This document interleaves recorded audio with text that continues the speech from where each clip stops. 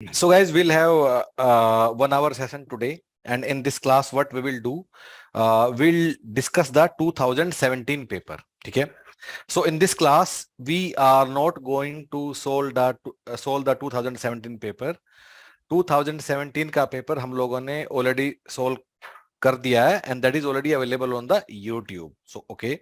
So what we are going to do कि 2017 के paper से what we can understand for our next exam which is expected in 2023. So जो 2017 में जो paper हुआ था, जो कि 25 नवंबर 2017 को हुआ था, उस वाले पेपर से हम लोग क्या सीख सकते हैं which will be relevant to us in our exam which is going to happen next year.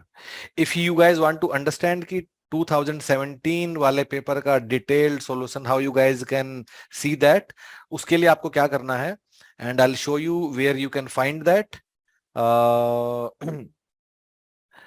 Okay. So for that, so let me share my screen first.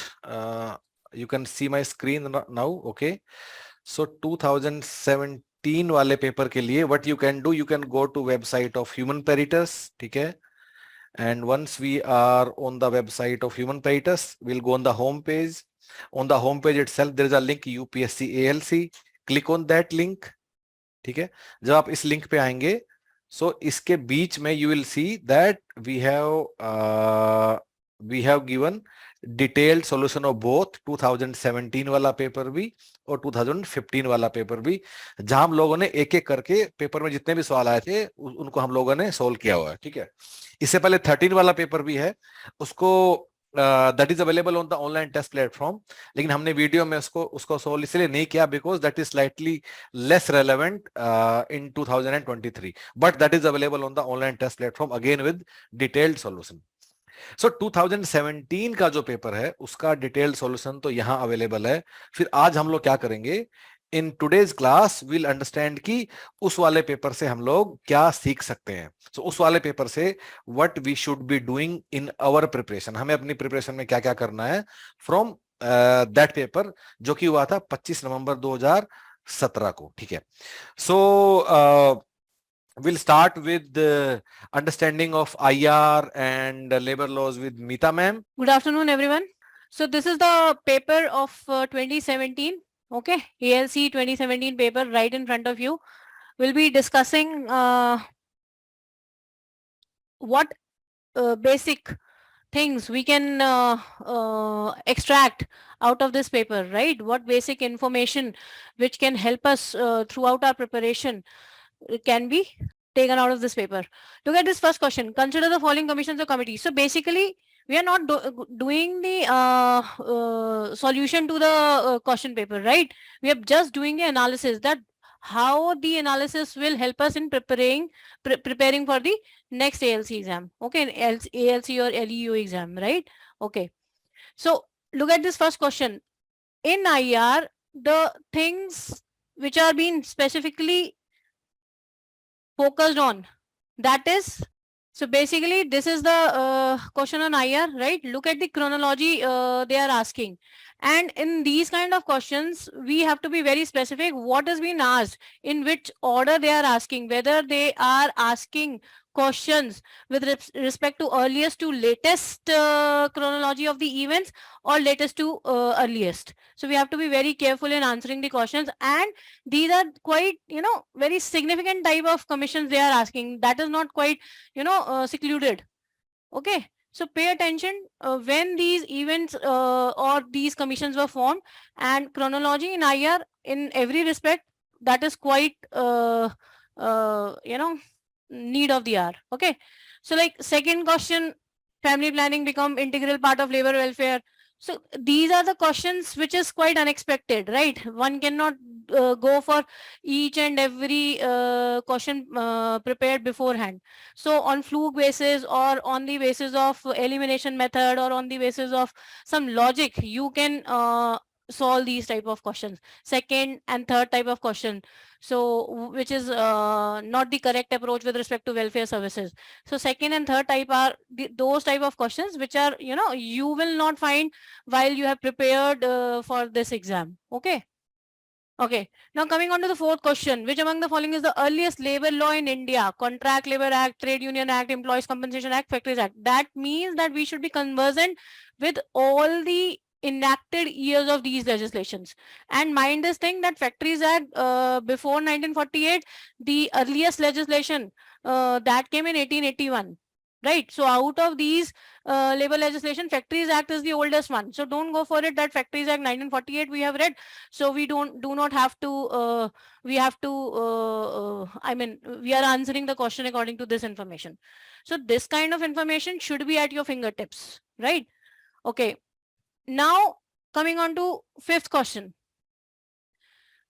theories of labor welfare. So every theory with respect to labor welfare, your wage theories or IR theories or approaches, they have to be covered, right? Do not leave the chance that you are skipping on these labor welfare theories, and the concept should be clear in your mind.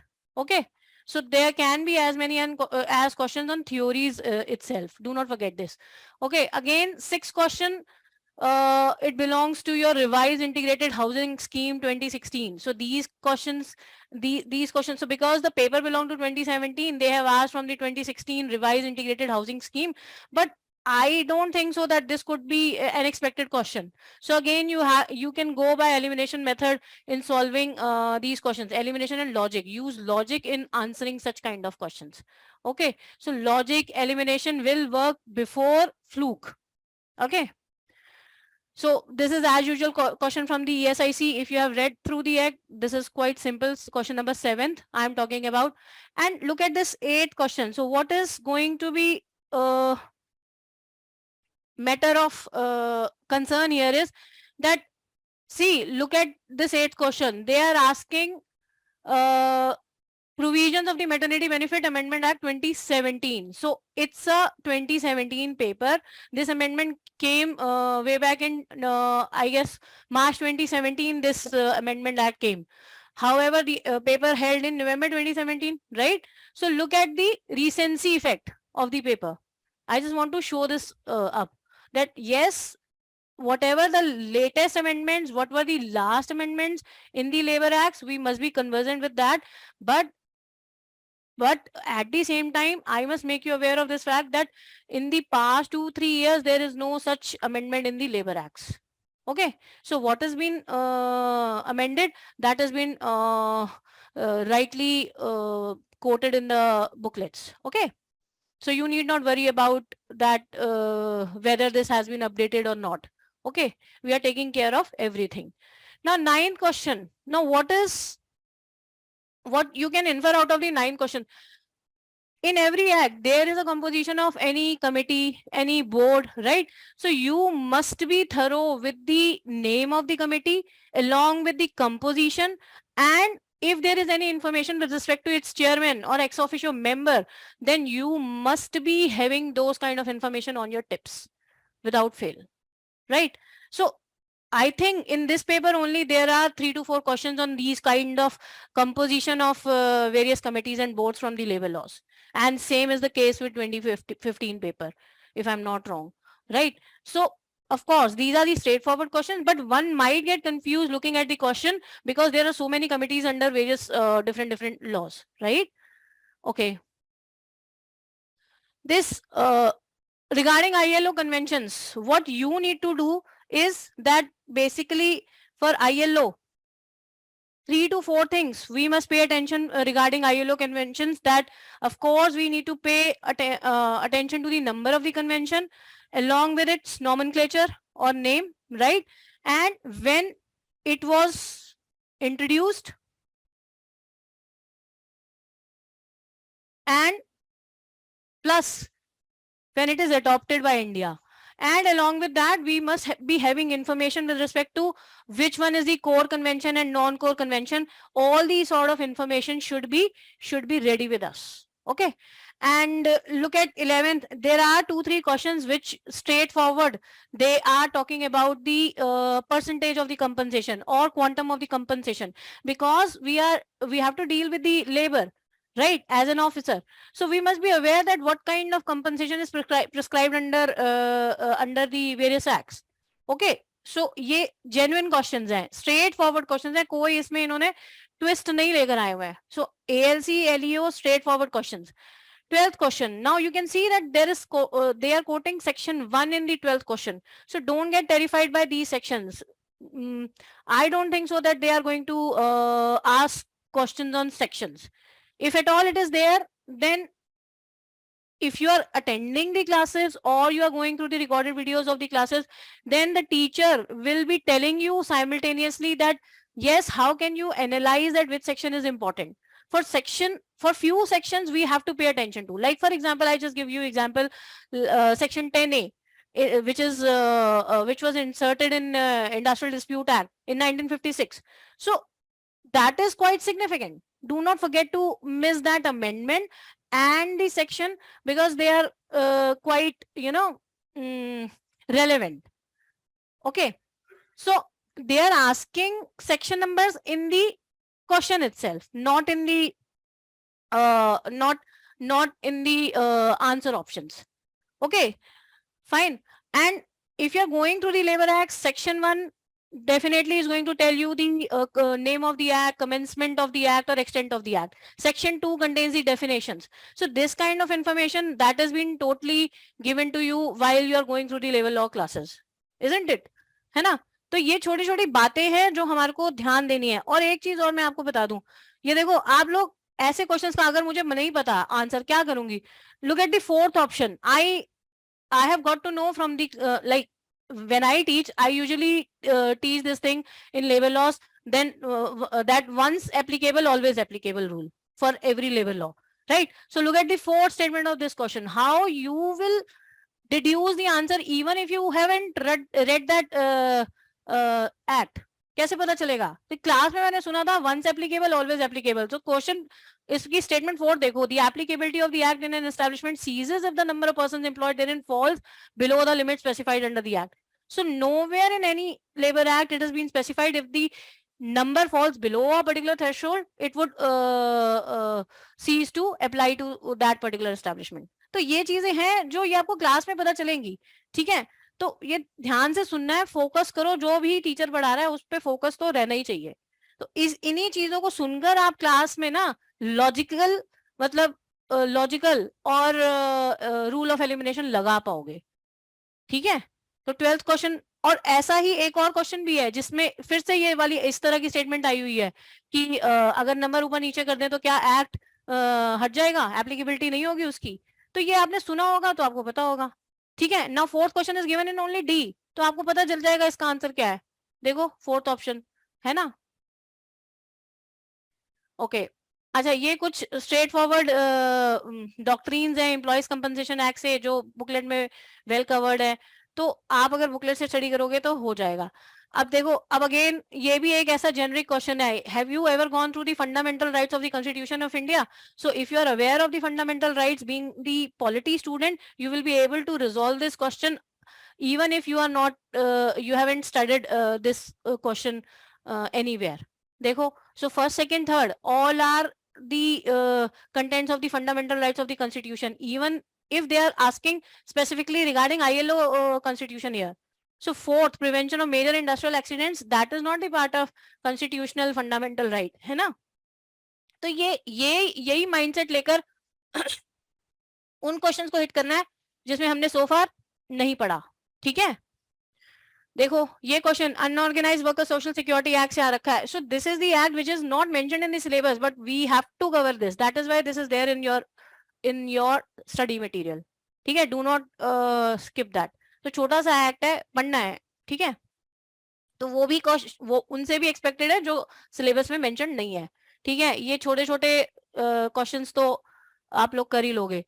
Who among the following propounded the bargaining? So देखो theory और wages, theory of wages से आया हुआ है, तो theory approaches जो भी हैं आपको करनी है, चाहे वेजेस की है, चाहे लेबर वेलफेयर की है, IR की है, we have to cover. Now throughout the 2015 and 2017 we have observed that there is a focus on questions based on definitions, ठीक है? तो डेफिनेशन बेस्ड क्वेश्चंस बहुत कम से कम 7-8 क्वेश्चंस हैं जो 2017 में पूछे गए हैं, and same is the case with I guess 2015 paper, if I am not wrong. And in EPFO, which was held in 2021, labor law subject is there, right? Out of 5 questions, 4 questions were from the definitions.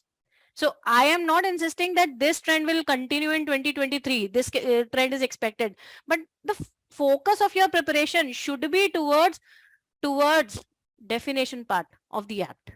ठीक है, तभी अगर ID act में लग रहा है time, उसमें हमने लगाया है टाइम, उसमें सिग्निफिकेंटली लगाया डेफिनेशंस कवर अप करने में, क्यों? क्योंकि जस्टिफाइएबल है भाई, करना है, ठीक है, नहीं स्किप कर सकते। तो ये छोटे छोटे क्वेश्चंस तो देयर इज लाइक आप लोग थोड़ा सा अपने आप अटेम्प्ट कर सकते हो। Okay, voluntary arbitration is a statutory recognised mode of settlement of dispute under, तो कुछ जो यूनिक प्रोविजंस है ना डिफरेंट डिफरेंट एक्ट्स में, वो हमारा फोकस एरिया रहना ही चाहिए। वो हमें पता होना चाहिए कि इस एक्ट में ये मतलब ये सिग्निफिकेंट इसलिए है क्योंकि ये यूनिक है, that is not present in other acts, ठीक है। अच्छा, अब चलते हैं, ये थोड़ा सा आपका मेरे ख्याल से एचआर का पोर्शन आ गया, that will be covered by Abhinav. Okay, अब नेचुरल जस्टिस के ऊपर आते हैं। नेचुरल जस्टिस का कंटेंट आप लोगों को मिल जाएगा।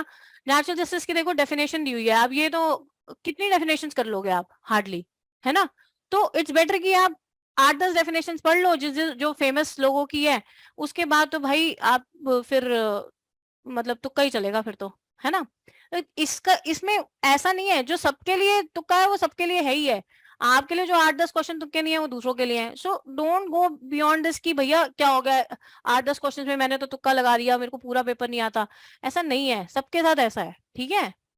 तो वहां पर घबराना नहीं है, don't try to attempt any question at the cost of other questions, ये भी एक डेरिवेशन है, इंपॉर्टेंट डेरिवेशन है। अच्छा, नेचुरल जस्टिस के इंपॉर्टेंट प्रिंसिपल्स हैं कुछ, वो कर लो, इंपॉर्टेंट मैक्सिम्स हैं वो करने हैं, हमें छोड़ने नहीं है, ठीक है। उसका कंटेंट में मुश्किल से you have to spend only 1 hour, so that will be sufficient enough, 1 और 1.5 आवर, ठीक है। और उसके साथ उसके क्वेश्चंस लगा लो, बहुत हो जाएगा। एक केस लॉ पे आ गया क्वेश्चन, ये नेचुरल जस्टिस का केस लॉ है, लेबर लॉ का नहीं है, ठीक है।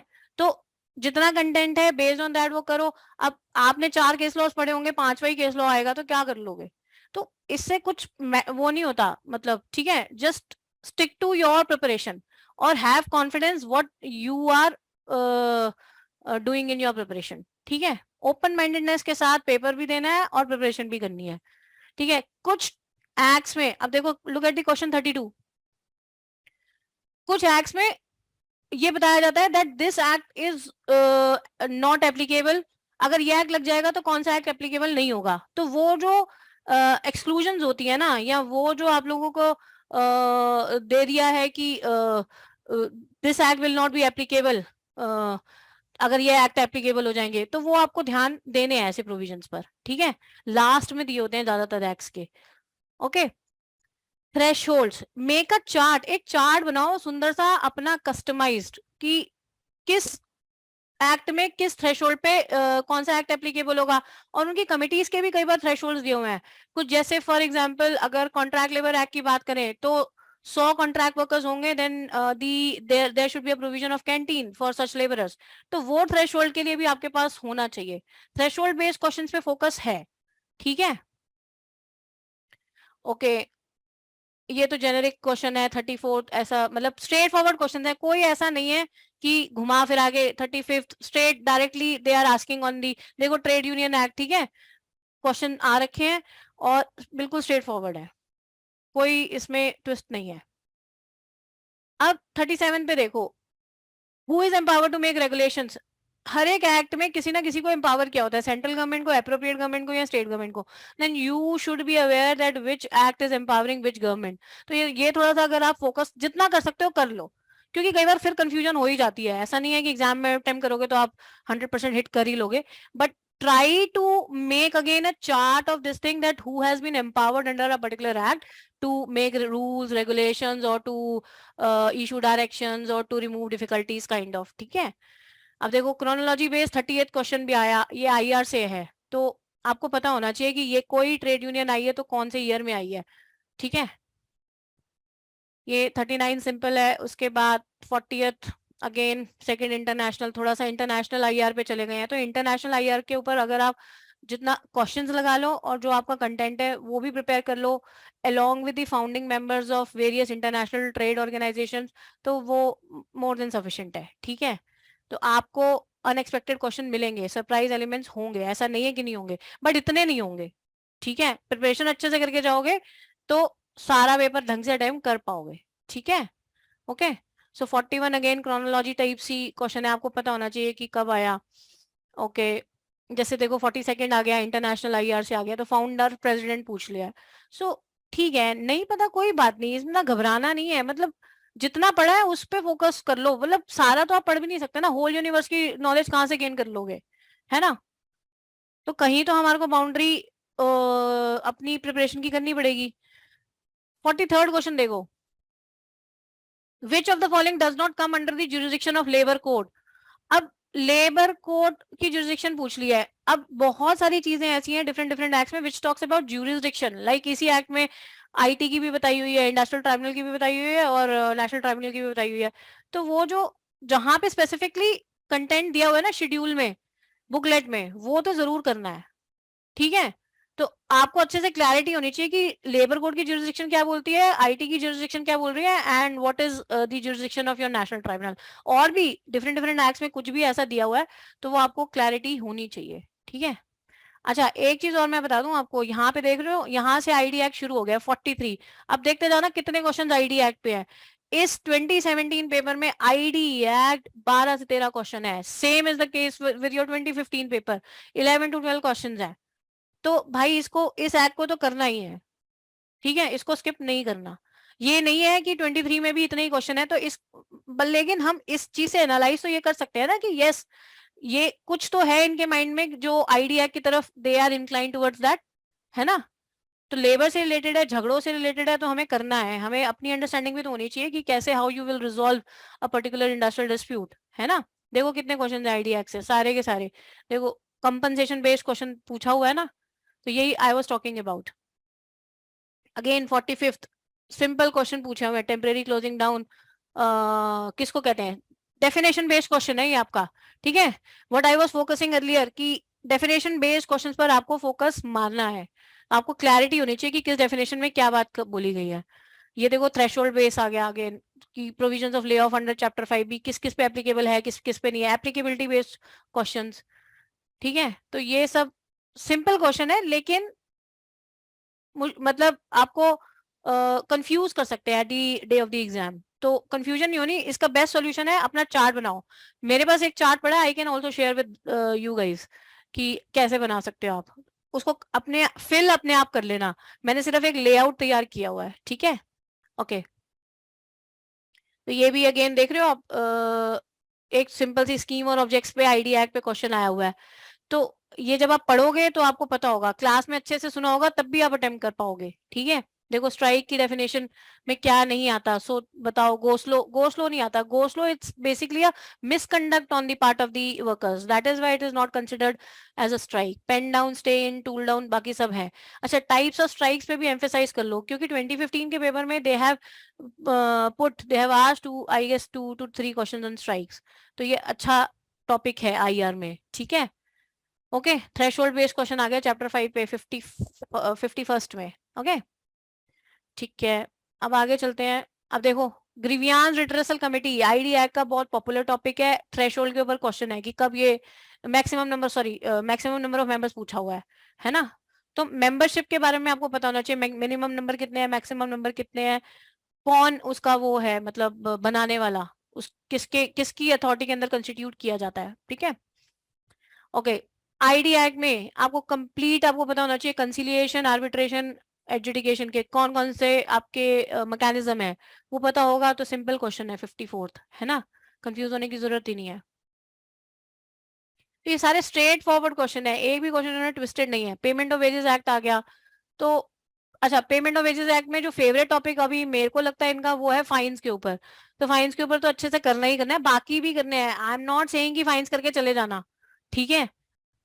मैं बार बार ये बोल रही हूँ कि आपको जो बताया जा रहा है वो सिर्फ आपकी प्रिपरेशन की, आपका फोकस कहाँ होना चाहिए। पेमेंट ऑफ वेजेस है तो मेरे को पता है कि मैंने फाइन्स तो करने ही करने हैं, बाकी भी इंफॉर्मेशन पढ़नी है, ठीक है, वो स्किप नहीं करनी है। देखो वेजेस की डेफिनेशन के ऊपर क्वेश्चन आ गया, तो अगेन कोई भी डेफिनेशन करते हो, बी कन्वर्जेंट की क्या उसके एक्सक्लूजन है, इंक्लूजन है, कहाँ पे इंक्लूड किया गया, किस चीज को कहाँ एक्सक्लूड किया गया है, कंफ्यूजिंग है, लेकिन चार्ट बनाओगे तो आसानी रहेगी। मैंने तो ऐसे किया था, that's what I am sharing with you guys. ठीक है, चार्ट अगर आपको चाहिए लेआउट तो I will share definitely, don't worry about that. ठीक है, ये पेमेंट ऑफ वेजेस एक्ट ही चल रहा है, मिनिमम वेज आ गया आपका। अब रिकमेंडेशन, जितने भी लेबर कमीशन हैं या कमिटीज बिठाई गई हैं, जितनी आपको आईआर में बढ़ाई जा रही है, एटलीस्ट उनकी तो रिकमेंडेशन कर ही लो। There are 2-3 questions in 2015 and 2017 they have asked upon the recommendations from these very committees और कमीशंस। ठीक है, तो वो भूलना नहीं है हमने।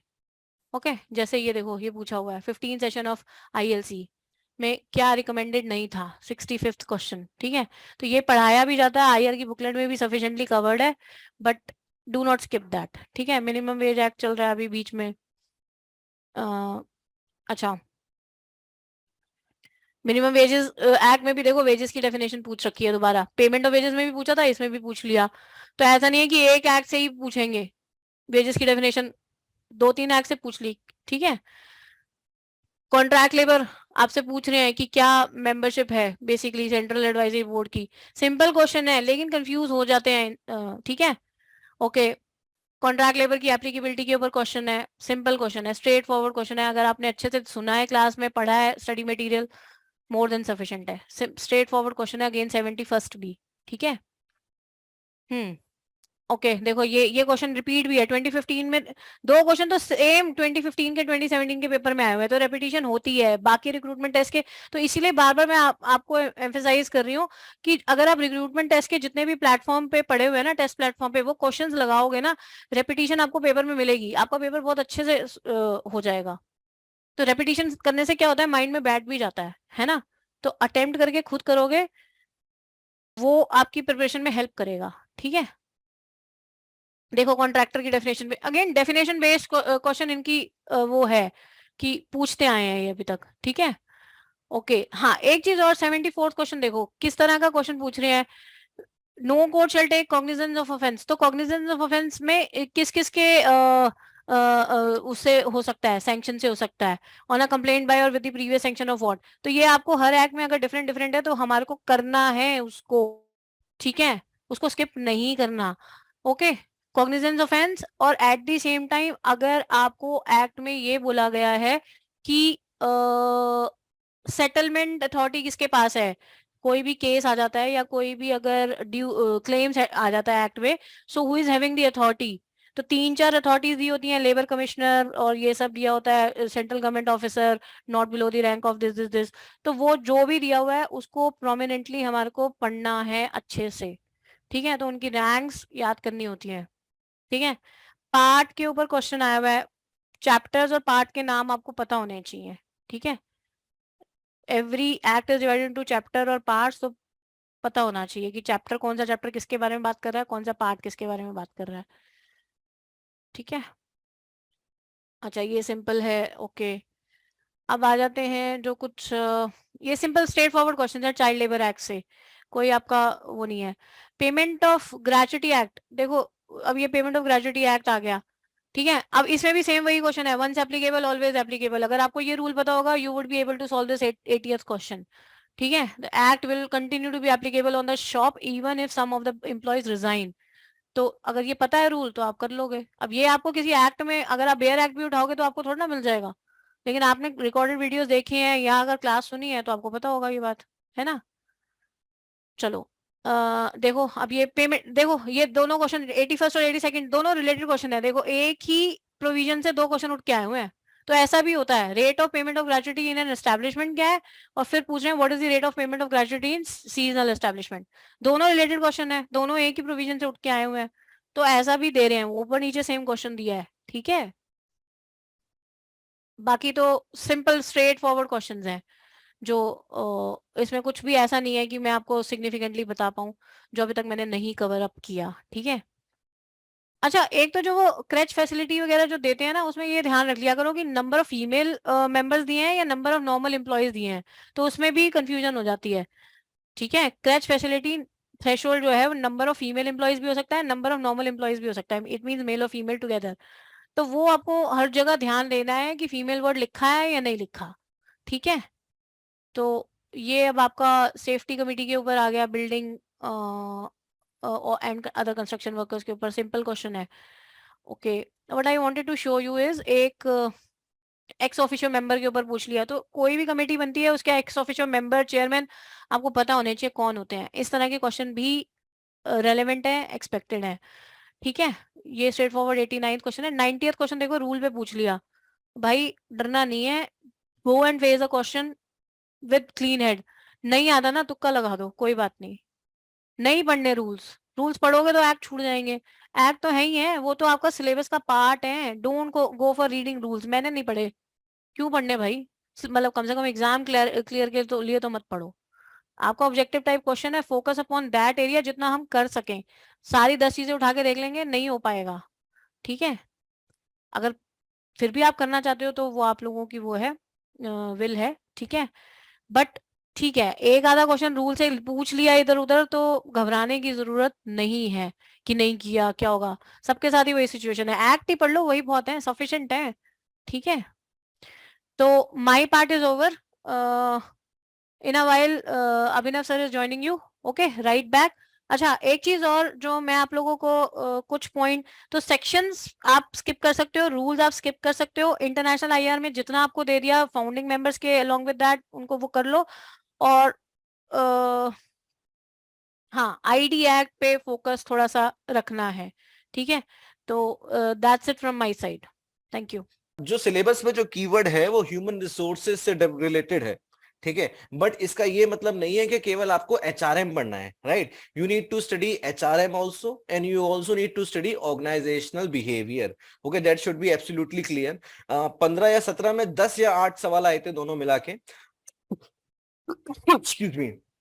तो उसमें जो आधे से ज्यादा सवाल थे वो ऑर्गेनाइजेशनल बिहेवियर के ही थे, ठीक है। तो ये चीज इज एब्सोल्युटली क्लियर कि you need to study both human resources and the organisational behaviour. अब दूसरी बात क्या है कि इसमें अगर हम 17 में भी देखेंगे तो केवल 10 सवाल हैं, and if we compare it with labour laws तो उसमें अराउंड 50 क्वेश्चंस हैं।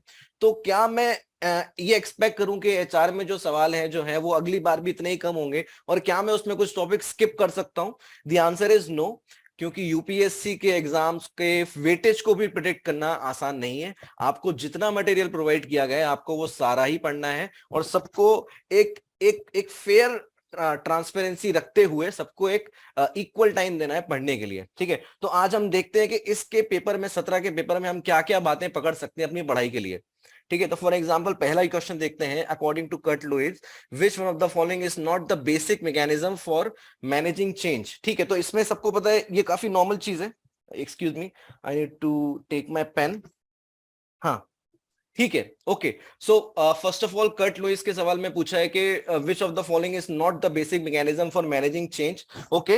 वेरी इजी, इसका आंसर कंपोजिंग है। It is very well known fact related to change management, unfreezing, changing and refreezing. यानी उन्होंने डेप्थ में ना जाके जो main Kurt Lewis is associated with the fact, उन्होंने उसको ही पूछा, ठीक है। तो एक डायरेक्ट सवाल, डायरेक्ट कॉन्सेप्ट की श्रेणी में आप इसको रख सकते हैं, ठीक है। हम आगे बढ़ते हैं। Which one of the following was the earliest school of organisational theory, okay. एक टाइमलाइन पूछा है, and most of us knows if we study OB के ह्यूमन रिलेशन स्कूल जो हॉथरॉन का एक्सपेरिमेंट हुआ था, that changed something after the scientific management and all. तो उसी से रिलेटेड सवाल है, बाकी सब फ्यूचर में है। तो human relation school again detail नहीं है, एक स्पेसिफिक ओवरव्यू जनरल आपसे वो पूछ रहे हैं, ठीक है।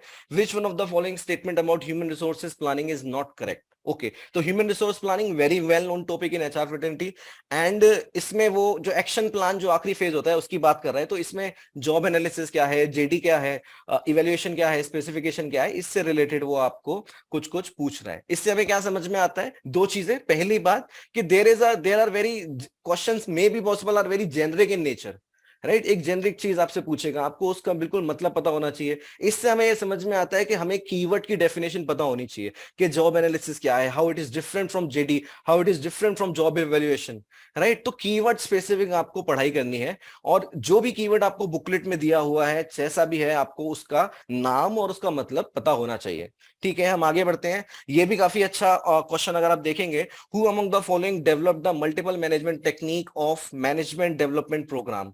ठीक है, तो क्या है, एक थिंकर है जिसने एक मल्टीपल मैनेजमेंट टेक्निक डेवलप करी थी, उसका नाम ही पूछ लिया है, right. Most of the students ऐसा करते हैं कि जो थिंकर्स के नाम है या उनसे रिलेटेड कोट हैं जो आपकी बुकलेट में भी प्रोवाइड किए गए हैं, उसको वो लोग इग्नोर कर देते हैं, राइट, उसको वो लोग नहीं पढ़ते हैं। Obviously it is very difficult to remember that, पर आपको ऐसा नहीं करना है। आपको ये थिंकर्स जो हैं, जिन्होंने कोई अच्छे कोट भी दिए हैं, उससे रिलेटेड जो भी इंफॉर्मेशन आपको बुकलेट में या क्लास में या पीपीटी में मिल रही है, आप उसको ले लीजिए। ठीक है, उसको नोट डाउन कर लीजिए। विच one of the following is the human resources responsibility for line manager. Again a very general question, line manager से रिलेटेड क्या एक्टिविटीज होती है वो पूछा है। सेंसिटिविटी ट्रेनिंग क्या होती है और ये कौन सी स्किल को इंप्रूव करने के लिए होती है। Again there is a keyword which is sensitivity training, और पूछा है इसका क्या पर्पज है। तो जाहिर सी बात है, it is more related to human relation skills, and आप ऑप्शंस भी देखेंगे तो इतने कंफ्यूजिंग नहीं है। ठीक है, अगले पे आते हैं। Which one of the following is not included in the development of human development index. ठीक है, अब आप इसको ना एचआर में जो भी आपने पढ़ाई करी है, अगर आपका एचआर बैकग्राउंड है, तो आप इसको ना किसी कैटेगरी में रख ही नहीं पाओगे इस सवाल को। पर अगर मैं आपसे कहूं कि ये ह्यूमन डेवलपमेंट इंडेक्स एक्चुअली में ह्यूमन रिसोर्सेज से रिलेटेड है, when we think in a current affairs context, then you can relate, right. तो करंट अफेयर्स से रिलेटेड भी वो क्वेश्चन उन्होंने पूछ लिया है, और इसका कवरेज आपका कहां होगा, जहां पे आपको करंट अफेयर्स का बुकलेट मिला है। ठीक है, नेक्स्ट क्वेश्चन भी अगर आप देखेंगे तो ट्रेनिंग के कुछ कुछ मेथड्स हैं, और इन सारी चीजों में अगर आप देखेंगे तो सब कुछ क्या है, कीवर्ड है ना। तो इसके बाद तो नेचुरल जस्टिस चालू है। तो मोटा मोटा हमें 3-4 बातें क्या समझ में आई है। पहली बात तो ये समझ में आई है कि आपको केवल एचआर नहीं पढ़ना है, एचआर भी पढ़ना है और ओबी भी पढ़ना है। ठीक है, इट इज नॉट समथिंग कि आपको डोमेंट किताब एक दे दी है, वेरी एक्टिव किताब, दोनों चीजों को पढ़िए और दोनों से ही आपका ये पूरा कवरेज होगा। दूसरी बात कि क्या केवल 10 सवाल आएंगे या केवल 12 सवाल आएंगे, ऐसा नहीं है। सवाल बढ़ भी सकते हैं, सवाल कम भी हो सकते हैं। आपको इक्वल इंपॉर्टेंस देनी है एचआर और ओबी को।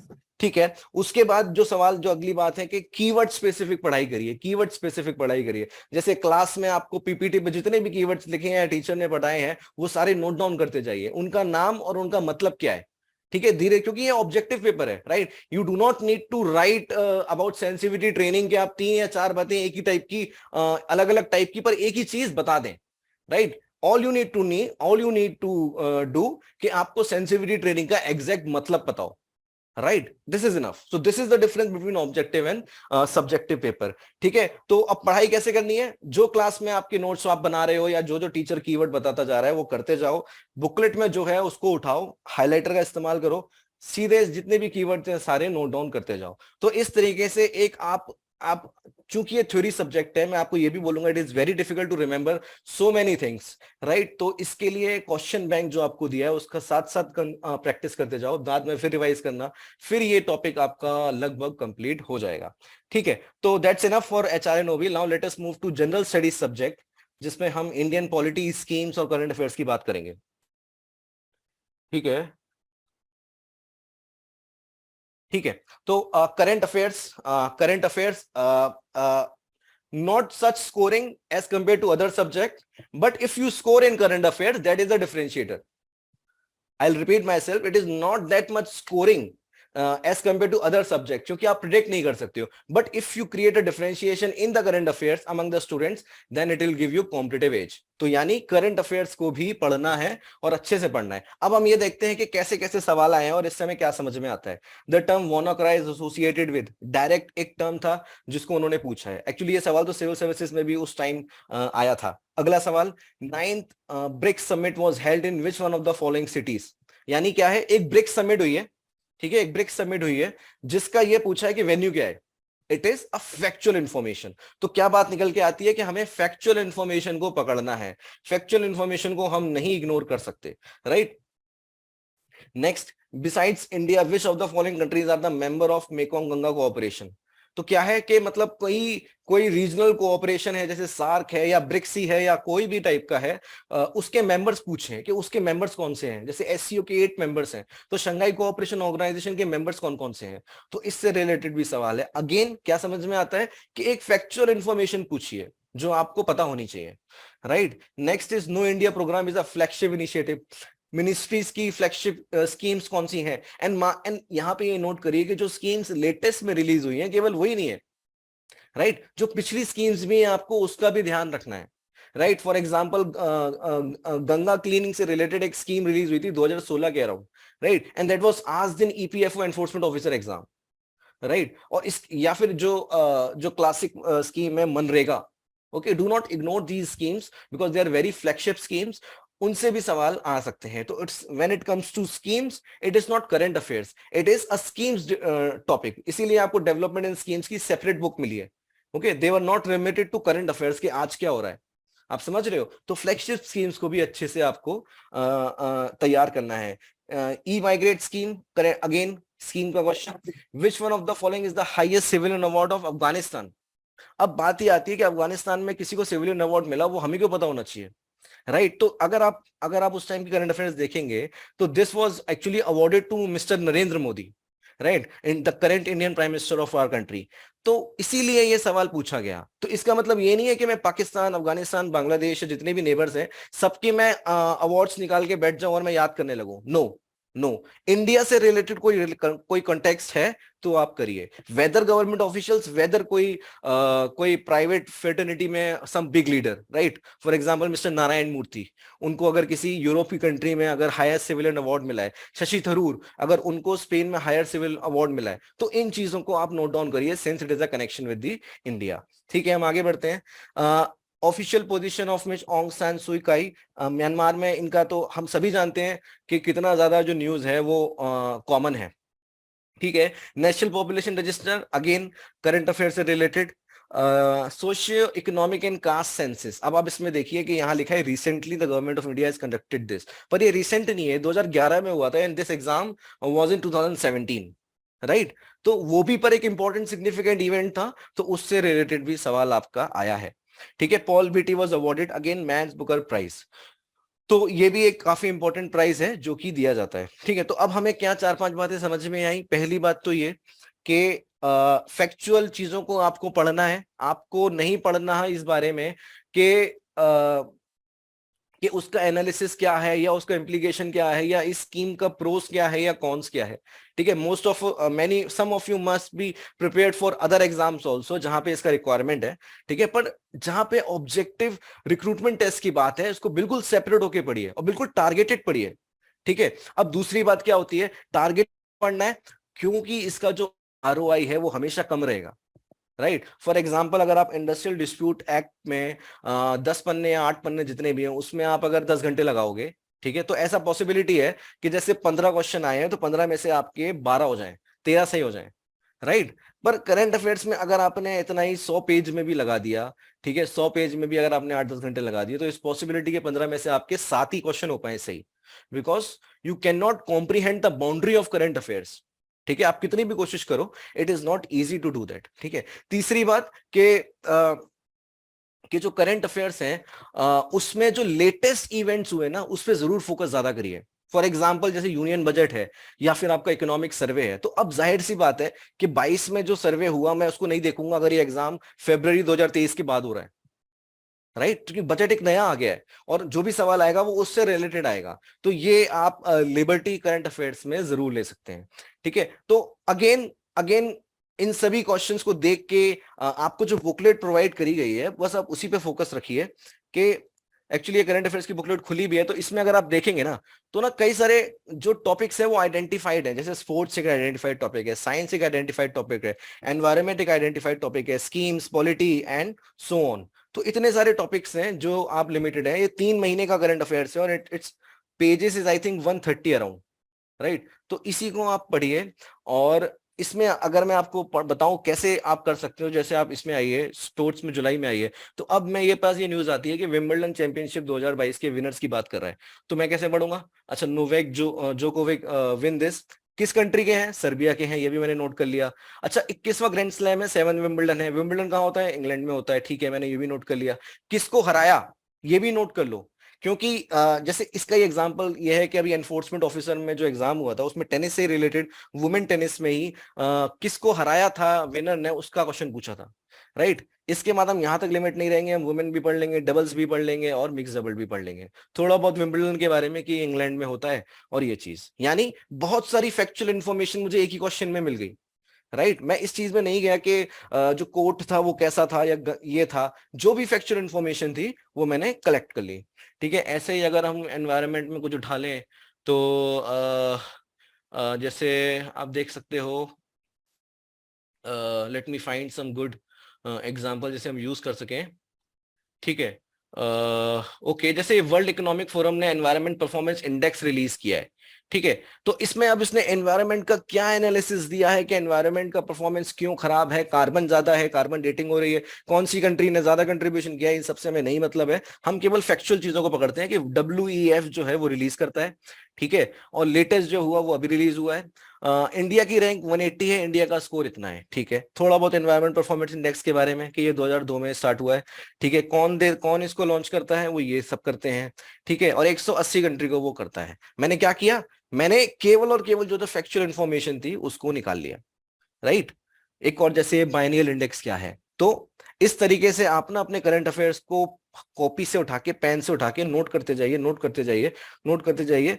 ज्यादा अगर गूगल भी करेंगे ना किसी न्यूज को तो ज्यादा उसमें जाने की जरूरत नहीं है, ठीक है, करते जाइए। अच्छा इसी के साथ में एक और आपको बात बता दूं करंट अफेयर्स में कि आप ना केवल एक बार अखबार भी एक जरूर देखिएगा। उसका कारण क्या है? एक तो इंटरव्यू से रिलेटेड कारण है कि आप जब इंटरव्यू देने जाएंगे तो आपके पास एक वेल कनेक्टेड न्यूज का एक नेटवर्क होना चाहिए, well connected network, right. For example Russia and Ukraine में अगर वॉर चल रहा है तो उसके जो इंपैक्ट आ रहे हैं वो आप डेली बेसिस पे करंट अफेयर्स में जो फॉलो करेंगे ना, न्यूज़पेपर में जो फॉलो करेंगे, उसी से वो लिंक बन पाएगा कि ऑयल क्राइसिस आ गई है, रशिया ऑयल क्राइसिस के लिए यूरोपियन यूनियन क्या कर रहा है, इंडिया जो डिफेंस का सबसे अच्छा मतलब मार्केट है फॉर द रशिया, तो उसका क्या स्टेप आ गया है। तो इन चीजों की ना एक कनेक्शन बनाते जाइए। Again not for the other exam which required much more depth, इसी एग्जाम पे फोकस करिए, ठीक है। तो ये करंट अफेयर्स की बात हमने कर ली। अब हम बात करते हैं इंडियन पॉलिटी की, ठीक है। And rather the keyword is Indian constitution. तो इंडियन कॉन्स्टिट्यूशन में अगर आप ये सवाल देखेंगे, which of the following the constitution of India authorise the legislature to make laws providing for preventive detention, तो ये क्या है? ये फंडामेंटल राइट्स में जो आर्टिकल 20 या 22 है उससे रिलेटेड है, राइट। तो उसमें डायरेक्ट प्रोविजन है कि कौन कौन है, ग्राउंड्स कौन कौन से हैं, तो वो आप डायरेक्टली इसको कर सकते हैं, ठीक है। आगे देखते हैं और देखते हैं मनी बिल के सीधे सीधे प्रोविजन पूछे। अगर आप मनी बिल के प्रोविजन से गो थ्रू करें हैं इंडियन पॉलिटी की बुकलेट पे तो ये सवाल गलत नहीं हो सकता, ठीक है। Next is amendment, right. Which one of the following amendment to the constitution the age to exercise franchise were reduce from 21 से 18। तो जो जो इंपॉर्टेंट सिग्निफिकेंट अमेंडमेंट्स आपकी बुकलेट में दिए हैं, not the amendment year but also the event, जैसे 42 44 बहुत इंपॉर्टेंट इवेंट्स हैं, 85th में 10 शेड्यूल आया है, तो इस तरीके से चीजों को नॉट 85th में 10 शेड्यूल आया है बट, ठीक है। तो इस तरीके से इवेंट को नोट करिए और अमेंडमेंट्स को बिल्कुल भी इग्नोर मत करिए, ठीक है। हम आगे बढ़ते हैं। अच्छा अब ये एक नई चीज आती है 104 में, अगर आप देखोगे तो कौन सा आर्टिकल है जो प्रोवाइड करता है state shall make provision for securing just and human conditions of work and for maternity relief, ठीक है। इसमें देखोगे 105 में कि फोर्स लेबर और एम्प्लॉयमेंट ऑफ चिल्ड्रन की बात कर रहा है, इसको प्रोहिबिट भी कर रहा है वो। इसमें अगर आप देखोगे तो suitable legislation for ensuring a decent standard of life. तो ये जब सवाल आप देखते हो तो आप ऑटोमेटिकली एक चीज पकड़ते हो, वो ये है कि जो सारे सवाल है they are related to your social labour welfare background of this country. तो क्या मुझे नी पे फोकस करना है? ऐसा नहीं है, ऐसा बिल्कुल भी नहीं है। नेक्स्ट ईयर ऐसा भी हो सकता है क्योंकि आप ना ये लेबर वेलफेयर की बात नहीं कर रहे हो, ये इंडियन पॉलिटी है, इसमें पूरा कॉन्स्टिट्यूशन आता है। And UPSC will always make good questions over Indian polity, ठीक है। कोई सा भी एग्जाम आप उठा लो, हमने काफी एग्जाम्स देखे, सब में ही इंडियन पॉलिटी के क्वेश्चंस काफी अच्छे हैं, ठीक है। तो ये बात एकदम क्लियर है। इसके अलावा हम और क्वेश्चंस पहले देख लेते हैं। ये भी सवाल आप सिटीजनशिप से देखोगे, ये आप गलत नहीं कर सकते हो, ये पहली लाइन में आपको दिया गया है। अच्छा 108 में अगर आप देखोगे काफी अच्छा क्वेश्चन है, which one of the following is the most appropriate regarding resignation of president of India. Most appropriate पूछा है, यानी आपको केवल उस पर्टिकुलर आर्टिकल का ना एसेंस नहीं पता होना चाहिए, आपको ना वो आर्टिकल टोटलिटी में पता होना चाहिए। जैसे आप ऑप्शन ए और बी देखोगे तो ए क्या है, resignation letter is address to vice president of India. B क्या है, the resignation letter letter is address to vice president of India who must communicate with the speaker of Lok Sabha. आप समझ रहे हो? तो B option is a complete statement, तो B इसका सही आंसर है, ए नहीं हो पाएगा, राइट? तो इस तरीके से आप ना क्या कहते हैं, इसको नोट डाउन कर सकते हैं।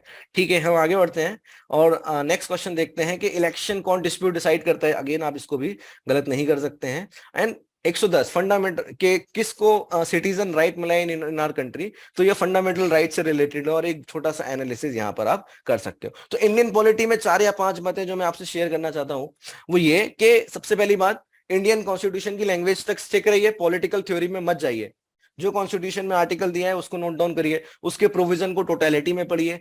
इसके अलावा कुछ ऑक्सिलरी चीजों को भी पढ़ लीजिए जो आपकी बुकलेट में भी दी गई है। फॉर एग्जांपल अमेंडमेंट पढ़ लिया, फॉर एग्जांपल पंचायत में पैसा एक्ट पढ़ लिया, right? For example important committees कौन कौन सी आई वेरियस डेवलपमेंट से, उससे रिलेटेड पढ़ लिया। फॉर एग्जांपल कुछ स्टैच्यूटरी बॉडीज है जो इंपॉर्टेंट है, उसको पढ़ लिया आपने, राइट? तो इस तरीके से अपने आरटीआई एक्ट को पढ़ लिया। तो जो बुकलेट में जो दिया हुआ है उसको बिल्कुल स्टिक करिए। अगर आपको मन भी करे कि लक्ष्मीकांत मुझे उठानी है तो बिल्कुल मत उठाइए, ठीक है? वो ऑलरेडी काम यहाँ पे हो चुका है और इससे अपना नोट्स बनाते जाइए, ठीक है? तो इंडियन पॉलिटी में यही सारी बातें मुझे आपसे संग शेयर करनी है। नाउ अब आपका मैथ्स का टीचर जो है वो आपको आके बताएंगे। Okay, so guys, let's go through the last section of the syllabus, which is numerical aptitude. ठीक है, so शुरू करते हैं। देखना, the first one is from the topic of number series, जो कि काफी ज्यादा आसान है, ठीक है। दूसरा कोडिंग डिकोडिंग, अगेन काफी आसान। तीसरा सिटिंग अरेंजमेंट, ओके। चौथा A to Z, again coding decoding, prime numbers. पांचवा सिलोजिज्म, अगेन आसान। छठा डायरेक्शंस, डायरेक्शन का मुश्किल सवाल तो कभी बन ही नहीं सकता। सातवां अगेन लेटर सीरीज, काफी आसान। आठवां अगेन नंबर सीरीज, काफी आसान।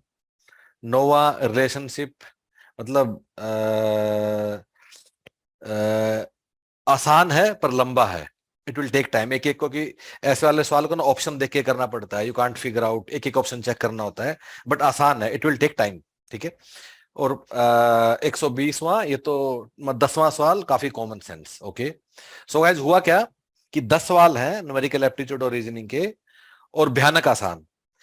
इनफैक्ट अगर 10 में से किसी ने 9 ठीक नहीं किए तो उसको तो तैयारी बंद ही कर देनी चाहिए, इतने ज्यादा आसान सवाल आए हैं, ठीक है। ये मतलब कब आए? जो पेपर हुआ नवंबर 2017 में, 25 नवंबर को। लेकिन गाइज अब हम 2022 में हैं और पेपर अब 2023 में होने वाला है। अब पिछले कुछ सालों में रिक्रूटमेंट एग्जाम्स में जो न्यूमेरिकल एप्टीट्यूड और रीजनिंग का लेवल है ना, वो अब बढ़ चुका है, ठीक है। जैसे आई एम श्योर आप लोगों को पता होगा कि सी सेट का लेवल भी काफी ज्यादा बढ़ चुका over the years. Recruitment exams में जैसे कि अब, अच्छा पेपर हुए कौन कौन से हैं, क्योंकि हम तो सभी करते रहते हैं। लास्ट पेपर कब कौन सा हुआ? ESIC-DD का हुआ है 2022 में। उससे पहले 2021 में हुआ EPFO AO/EO का। उससे पहले 2019 में एडमिन ऑफिसर GSI का, ठीक है। उससे पहले स्टोर ऑफिसर DRDO 18 में, ठीक है। सो गाइज, अब जो पिछले 2-3 पेपर हुए हैं ना, जो अपना 21 में हुआ, 22 में हुआ है, उनमें जो न्यूमेरिकल एबिलिटी के सवाल हैं वो इतने आसान नहीं हैं, ठीक है। उनमें न्यूमेरिकल एबिलिटी के सवाल इतने आसान नहीं हैं। They have reasonable difficulty level, ठीक है। अब उन सवालों में हुआ क्या है? अच्छा कई बार सिलेबस की बाउंड्री से भी कुछ बाहर आता है क्या? कभी कभी आ जाता है, हार्डली। जैसे कि ट्रिग्नोमेट्री का एक बार सवाल आया हुआ है कि मतलब उसने वहां सर्कल का इक्वेशन का बात किया था, x² + y² = 4, तो उसके बारे में कुछ वो क्वेश्चन था, ठीक है। तो which I think out of boundary of syllabus, एक आधा सवाल, लेकिन यूजुअली सवाल बाउंड्री के अंदर ही आएंगे। पर अब ना सारे सवाल कॉन्सेप्चुअल हैं, और कॉन्सेप्चुअल की बात को समझाने के लिए मैं तुम्हें 2 एग्जांपल देता हूं, ठीक है। उससे तुम समझ जाओगे मैं क्या कहने की कोशिश कर रहा हूं, ठीक है। जैसे कि अगर हम बोलते हैं कि एक आदमी, let us take topic of time, speed and distance, ठीक है। अगर हम बोलते हैं कि and let me use the screen to explain this point, ठीक है। ओके, कि कॉन्सेप्चुअल का मतलब क्या है, तभी हमें समझ में आएगा ना करना क्या है। ऐसे तो तुम लोग कहोगे कि तुम ज्ञान देके चले गए, ठीक है। सो गाइस, जैसे कि अगर आप न्यूमेरिकल एबिलिटी की आप मतलब किसी किताब में पढ़ते हो, ठीक है, मान लो एक सवाल है कि मैं गया बॉम्बे, ठीक है, और बॉम्बे से गया पुणे, ठीक है, सो मैं गया with the speed of X, ठीक है, और मैं वापिस आया with the speed of Y, ठीक है, मैं गया with the speed of X, वापिस आया with the speed of I Y. Exam में जैसे सवाल अगर आएगा, मुझे मेरी एवरेज स्पीड बताओ, ठीक है। अब ऑलमोस्ट हर एक बुक में इस चीज को क्या दिया है कि स्टेट फॉर्मूला है 2xy plus x plus Y. तो तुम इस वाले फॉर्मूले को लगा दो और तुम अपना सवाल तुम्हारा आंसर आ जाएगा।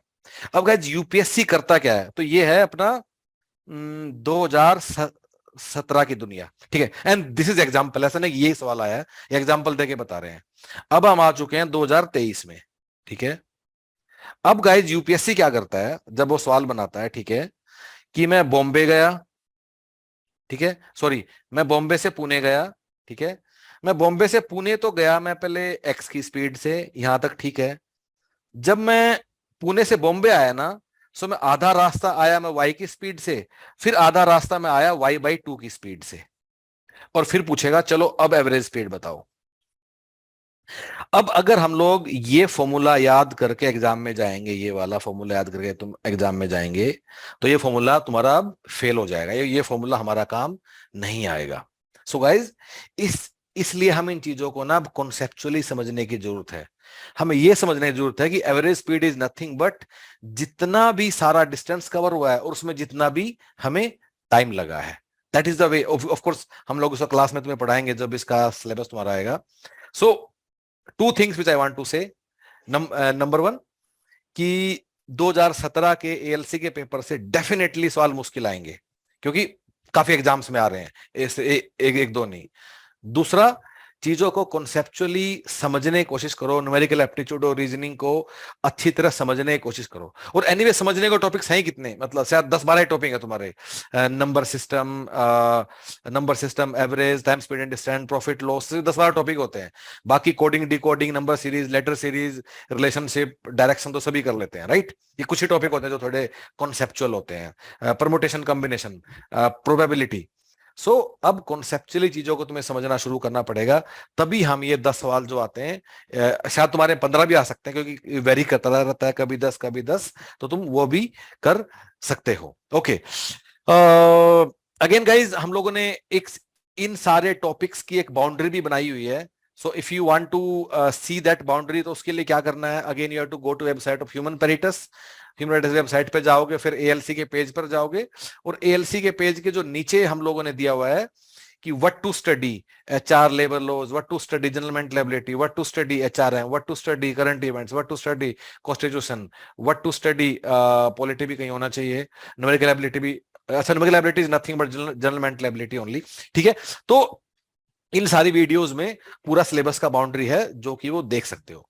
ऑफ कोर्स, अगर आप हमारे साथ एनरोल्ड हैं, फिर तो आपको कुछ भी करने का जरूरत नहीं है, जो हम आपको दे रहे हैं उसको बस आंख बंद करके करते चले जाइए, ठीक है। अगर आप हमारे साथ नहीं एनरोल्ड हैं, तो आप इन बातों को थोड़ा कंसिडर कीजिए और देखिए if you find merit in these things.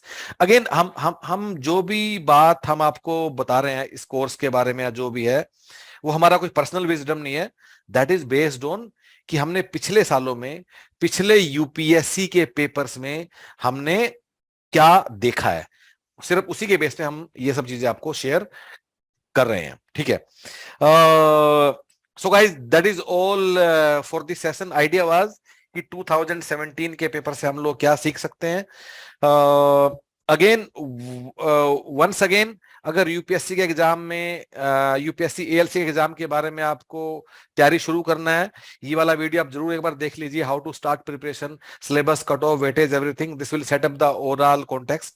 उसके बाद आप टॉपिक वाइज भी एक बार देख सकते हो, फिर expected exam date, expected cut off और वेटेज ऑफ टॉपिक्स, ये भी आप यहां जाके देख सकते हो। अब एक्सपेक्टेड एग्जाम डेट कब हो सकता है, एज ऑफ नाउ हमें whatever we understand as of now, कि हमारा ऐसा मानना है, based on the calendar also, of the UPSC. या तो पेपर ये होगा मार्च में, अगर मार्च में नहीं हो पाया तो फिर सीधा जुलाई में होगा। So that is a time which is available with you. Okay, so that's all from our side. अब हम 3-4 क्वेरीज ले सकते हैं, और just write on the chat box, I want to speak. I'll give you the mic and then we can see whatever you have to say. But we won't spend more than 10 minutes. जल्दी से जिसको सवाल पूछना पूछ लीजिए अपना। Anything about ALC exam, anything under the sun, कुछ भी पूछ लीजिए। मेरे साथ मीता मैम भी हैं, अभिनव सर भी हैं, बाकी लोग भी हैं, तो whatever you feel like, किसी भी सब्जेक्ट के बारे में कुछ भी पूछना है, just write on the chat box, I want to speak, and I'll give you the mic. Anybody? Okay. So Sonia is saying that new labor code is compulsory. So Sonia, हमने labour code वाला point अच्छे से discuss कर दिया है। आप ये video दोबारा से एक बार देख लीजिएगा, and we have explained in that. उसका समरी ये है कि आपको अभी नया लेबर कोड नहीं पढ़ना है। Okay, so let us speak to Santosh now, for now, and can we unmute Santosh? Okay, या संतोष स्पीक अप। जिसको पूछना है just raise your hand. Santosh, I have unmuted you. Please speak up. Sir, I want information about what is how to study up human resource management. वो अभी बताया ना आपको, अभिनव sir ने बताया है। आप एक काम कीजिए, इस क्लास का रिकॉर्डेड वीडियो देख लीजिएगा। सेकंड थिंग आपको क्या करना है कि यहां जाके देखो, ये वाला वीडियो है व्हाट टू स्टडी HRM। एक बार ये वाला वीडियो भी आप देख लीजिएगा, ठीक है? What to study HRM, यहाँ की वीडियो है, ये वाला आप देख सकते हो। Okay, anybody else? Thank you. Okay, so guys, with that note, we'll wind up for now, and all the best for your exam.